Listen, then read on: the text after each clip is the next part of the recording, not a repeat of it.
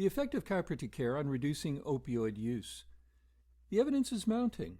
Although we might simply assume that chiropractic patients use less medication and therefore less opioids, for the healthcare system to recognize this, there need to be well-conducted studies over time comparing chiropractic patients to medical patients. And to date, there is a relatively large body of evidence across different patient populations that provides at least emerging evidence that regardless of patient population, the use of opioids and the costs of care go down when comparing patients treated for spinal pain by chiropractors versus those managed with medical care, in particular during the initial acute phase. Let's look at a very recent systematic review and meta-analysis as a summary of that data first before reviewing the most recent large-scale study. Published in Pain Medicine in 2020 is Association between Chiropractic Use and Opioid Receipt Among Patients with Spinal Pain, a systematic review and meta-analysis. Well, first of all, what is a systematic review? Researchers find all related high-quality studies for the topic and outcome chosen. In this case, does chiropractic care reduce opioid use for patients with spinal pain? If the patient's outcomes and statistics are similar across the studies found, they can be combined, in essence, into a larger total cohort of participants, turning it into a more powerful statistical estimate of effect. We must always remember that not all studies have similar results. Some may show no effect compared to another treatment or measure, while others may demonstrate a different, even opposite effect, even though studying the same patient population. What happens when they are combined gives the larger picture and, in fact, the advantage of a meta-analysis. It's a graphical representation called a forest plot, seeing the forest instead of the individual tree of a single study. Here's how multiple studies are depicted. We see 5 hypothetical studies, each with different results. The results are graphically depicted as a box representing, in this case, a ratio. When a study shows the same result in both groups, dividing them into each other equals 1. That's why you see the center line of 1 representing no difference. If the graphics, the box and line, are to the right of the center line, it favors, in this case, the control or comparison. If to the left of the center line, it favors the treatment. The line represents the statistical range of that center measure, the ratio, if it was applied to similar patients outside the study. This is called the confidence interval. The longer, the less precise the estimate, and usually this represents a study with a small number of participants. Now notice the diamond at the bottom.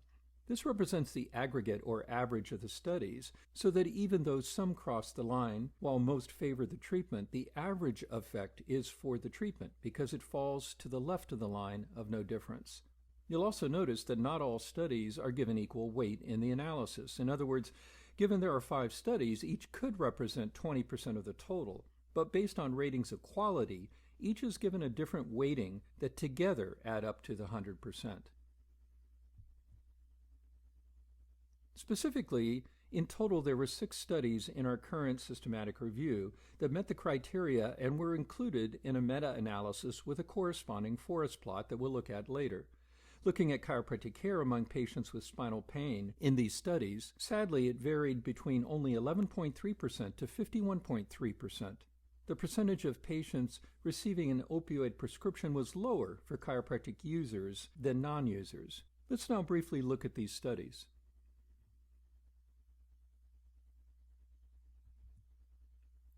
In a 2019 study that incorporated a conservative spine care pathway, there was a reciprocal effect where for patients who were treated with chiropractic and manual therapy, as expenditures increased for that care, the expenditures for opioid therapy decreased with obvious cost savings.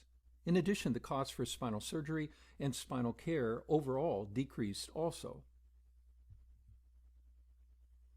In a retrospective claims study of over 165,000 adults diagnosed with low back pain, they found that utilization of services delivered by DCs was associated with a reduction in the use of opioids. And in a study that determined the per capita supply of DCs and that relationship to the correlation to opioid prescription and use, Access to chiropractic care and the cost for that was correlated with a decreased use and expense of opioids for disabled Medicare beneficiaries under the age of 65. In our next study, researchers studied a cohort of 1,702 patients with a new episode of neck pain. Those who received DC care had decreased odds of being prescribed opioids within 1 year of their first visit.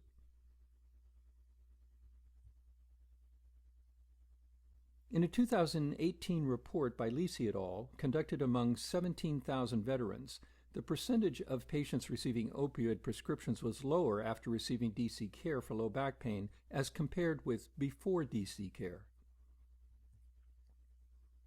Also in 2018, a study of health insurance claims for the treatment of low back pain in New Hampshire found a 55% reduction in the likelihood of filling an opioid prescription among recipients of chiropractic care as opposed to non-recipients.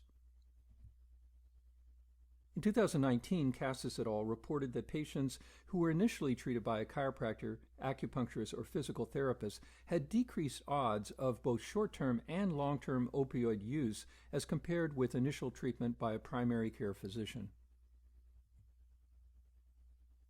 So now to the forest plot for this meta-analysis. Now this is a skeletal depiction. For more detail, please access the article itself.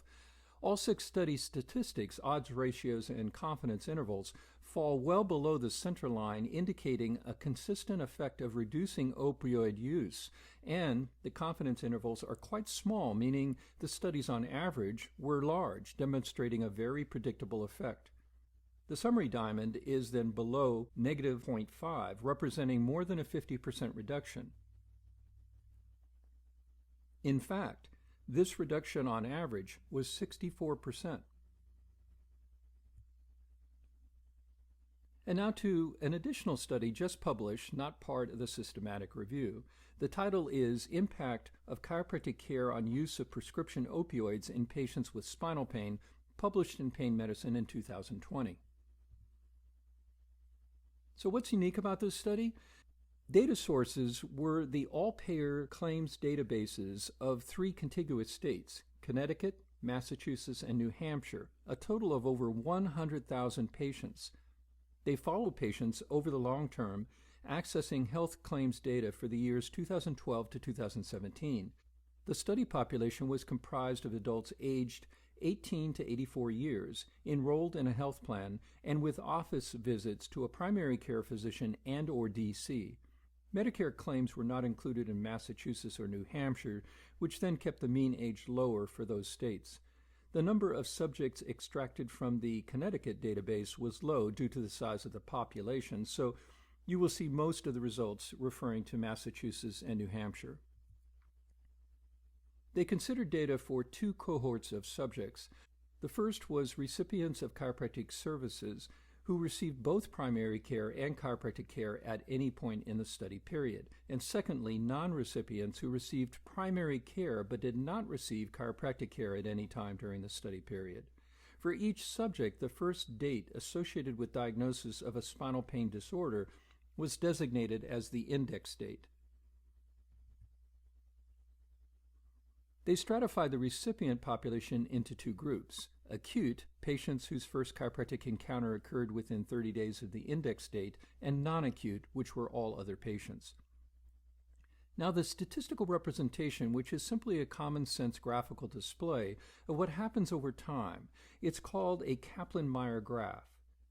It's used here to compare recipients and non-recipients with regard to the risk of filling an opioid prescription subsequent to a spinal pain diagnosis.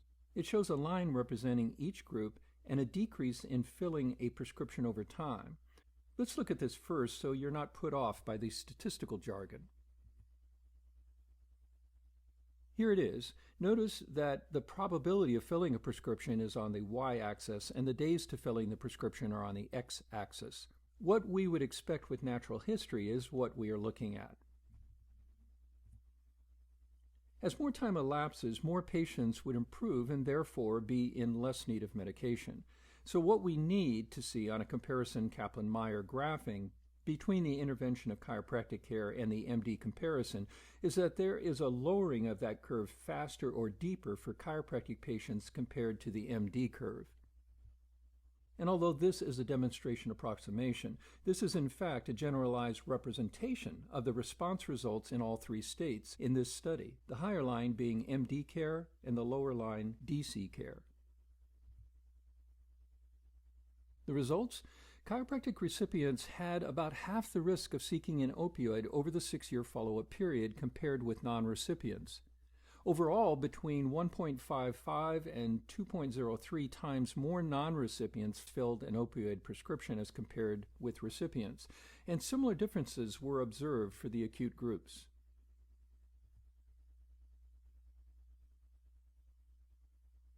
But here's where it gets interesting.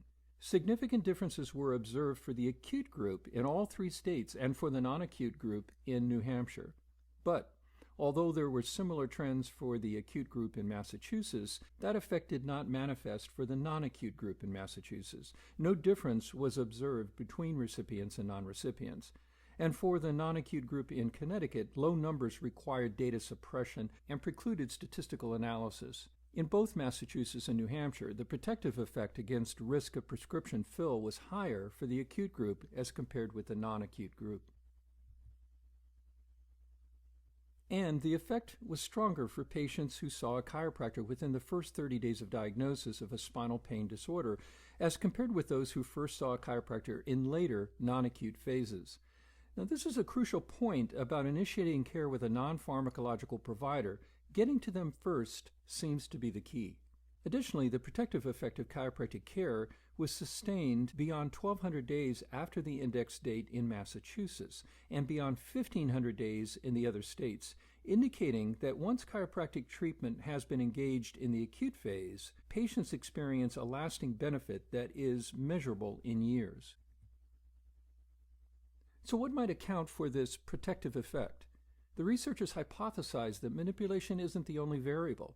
Given chiropractic patients have more interaction with their provider, they are more likely to have support for other factors such as exercise and other lifestyle advice, not to mention the positive interaction implicit with more frequent care.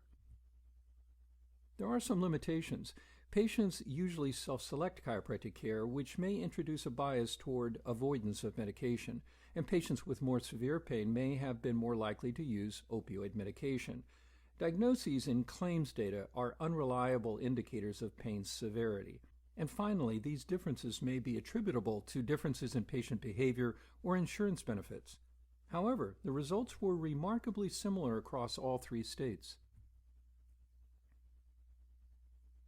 So this is an exciting time. Research has provided the evidence for our profession to have a legitimate seat at the table as a potential option for decreasing the tremendous cost and tragedy of the current opioid epidemic.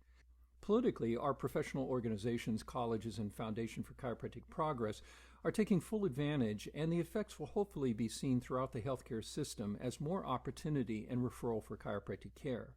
And based on the results of these studies, chiropractic should play more of a gatekeeper role for patients with spinal pain.